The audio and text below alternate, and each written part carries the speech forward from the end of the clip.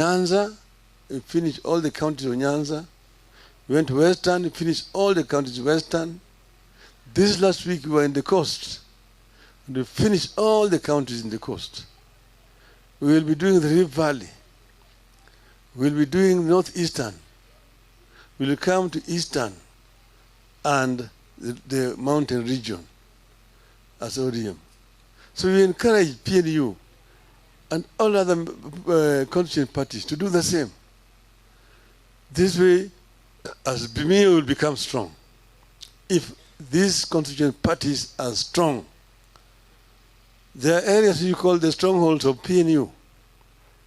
So when I go there, I don't talk about PNU. When I go there, I just encourage members there to be PNU. And I also say ODM is also available. Like this Saturday, I'm going to be in Meru. You're good with Monya. Yes, he's going to be there next week. When I go there, I'll send his greetings. He'll do the same wherever he is. Wherever I've been to, I've conveyed greetings of all the leadership of Azimio. This is where we are. But currently, this regime is failing because of poor advice. Because of poor advice. And I want to give them a free advice. You know, when we came to government, we found a government that was bankrupt. Kibaki himself was sick, but he could give us advice on what to do in his sickbed. But we were there, implemented what we agreed on as our policies. Like, for example, we had promised the people that we are going to implement a free primary education from day one. When we entered, we found a bankrupt economy. But Kibaki told us, because we had promised this to the people, we must implement it. We must implement it. He was in this sickbed when he was talking to me. And I went and told our people, we must implement free primary education this first term. It was January. And we started implementing free primary education from the first year that we went into government, because it was a promise. And immediately the enrollment shot up. The facilities were overwhelmed. There were no classrooms. Children were learning under the trees. People enrolled up to 84-year-old, Mr. Marubi. But we said it will go on. Then some donors began to come up. USAID, DFID, so come to give us assistance to put up structures, classrooms, and so on and so forth. It was implemented, and eventually it became a true success. The issue of this housing problem that these people are struggling with is not a new thing. It is in our manifesto as Azimio. They didn't have it in their manifesto. They borrowed it, but they don't know how to implement it. Us, we knew how to implement it. You see, when I was at the beginning, I was a minister for roads, public works, and housing. Housing was in my docket. Roads was in my docket. Public works, all the public buildings were in my docket. First, I traveled all across the country. I went to all the districts at that time. The first 3 months. I was looking at the status of roads. I was looking at the status of public works and housing generally. I came back and wrote a paper which I presented to the cabinet. And I said that for this government to make an impact that people can see that there's a change in our country, I need more money in my docket. So I want each and every ministry to donate 5% of their budget to my ministry. Some members in the cabinet opposed me, members supported me, and Kibaki supported me. So my ministry was given more money for this program. And that is how we began to, because most of the roads in the country were dilapidated. Those who had been tarmacked. And we had only 9,000 kilometers of tarmac roads. Of those 9,000 kilometers, 45% was in deplorable condition, requiring complete recarpeting. But I needed more money to build new roads. So I found when the cost of constructing roads was 55 million shillings per kilometer, a standard 5-meter gauge road. I sat with my engineers down, and we went to nuts and bolts. What is it that you require to tarmac 1 kilometer of a road? As an engineer, now I'm talking as an engineer. And we found out, eventually reduced the cost from 55 million shillings to 20 up to 25 million shillings per kilometer. Because that is where the money was getting lost. So you can be taxing people to do roads, but if you don't look at nuts and bolts, most of it is just going to go to people's private pockets. So we were able now, and we also widened the gauge, 6 meters instead of 5 meters, plus soldiers for cyclists and pedestrians. But it's still between 20 to 25 million shillings, from 55 million shillings. Then, in the issue of public works, there are so many public works which have been abandoned over the country. Provincial headquarters, district headquarters, hospitals, colleges, schools, and so on, which are built and left just hanging there. Went around. And I said, before we start new projects, we complete all these white elephant projects and put the money. And we completed all of them. All those which were, you see, you saw the Nyayo, how do you call it? Nyayo, the one on Thika Road. Nyayo, what? It was for vehicles up there.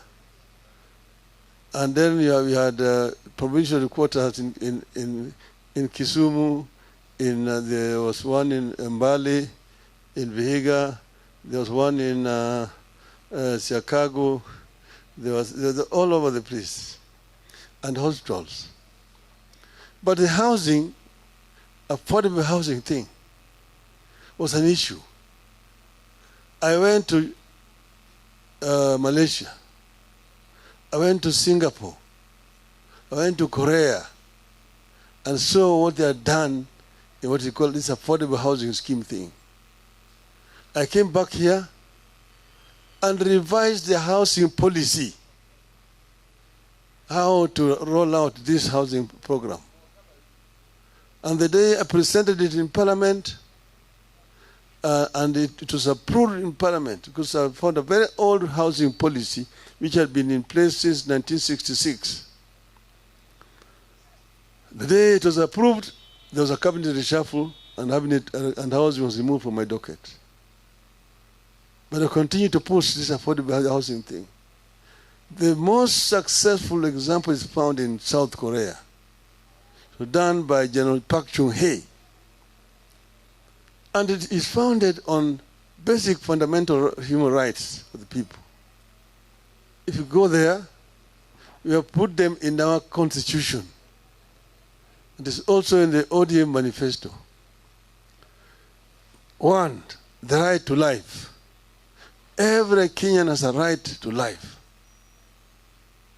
Number 2, the right to food. Each and every Kenyan has a right to food. 3, right to shelter. Each and every Kenyan has a right to shelter. Nobody should sleep on the streets.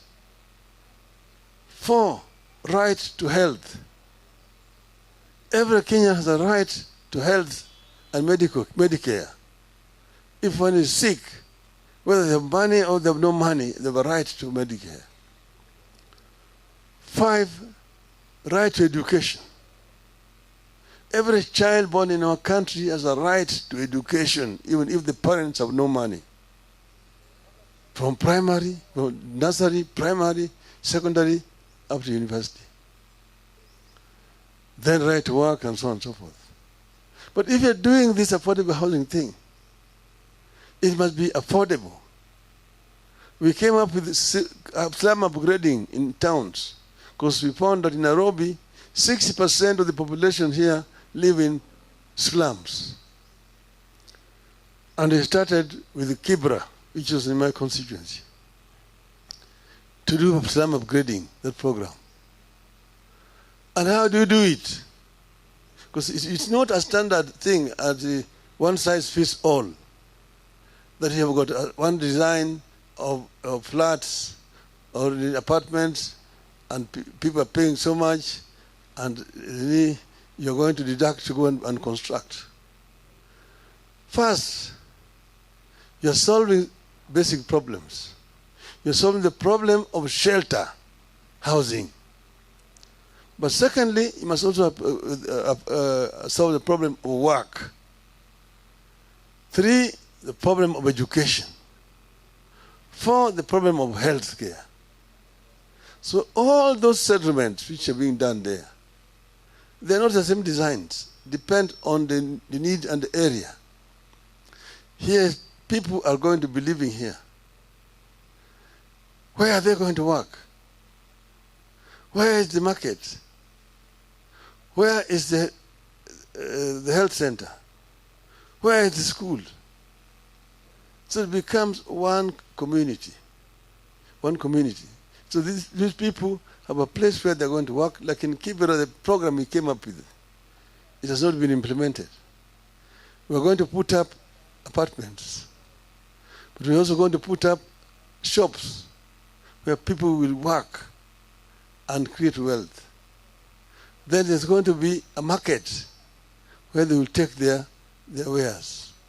There's going to be a health center.